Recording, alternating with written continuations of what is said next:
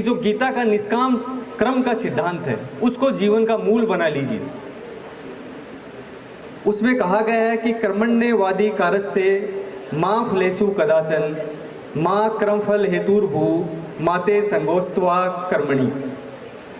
जब श्री कृष्ण और अर्जुन का संवाद हो रहा होता है तो श्री कृष्ण अर्जुन को कहते हैं कि जीवन में अच्छा क्रमशील होने के लिए जरूरी क्या है कि हम कर्म के फल से खुद को हटा लें कि कर्म का फल क्या होगा।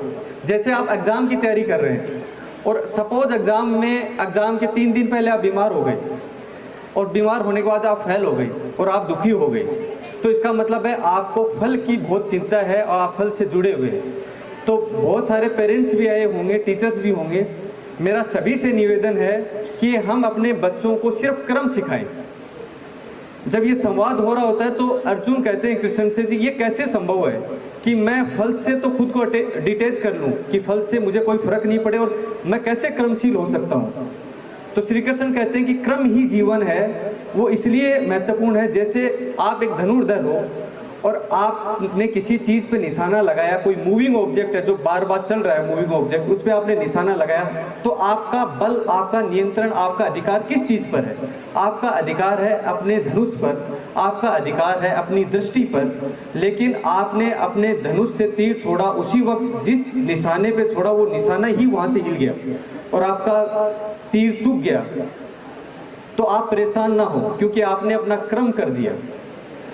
उस ऑब्जेक्ट पे आपका अधिकार नहीं है कि वो वहीं खड़ा रहेगा आपके धनुष से तीर निकलने के बावजूद भी। मैंने ये पाया है कि जहाँ जहाँ हमने अपने आप को क्रम से तो बहुत अटैच रखा, हमारे कार्य से तो बहुत अटैच रखा, बहुत प्रेम से उस कार्य को किया, लेकिन उसकी फल की चिंता कभी नहीं की। कैसा भी फल आए, हम फेल हो, हम पास हो, कैसा भी आए, तो हमारा जीवन बड़ा सहजता से गुजरता है। जीवन में खुश रहने के लिए और सफल होने के लिए एक ही सिद्धांत है कि हम निष्काम के सिद्धांत को अपनाएं और अपने क्रम से प्यार करें।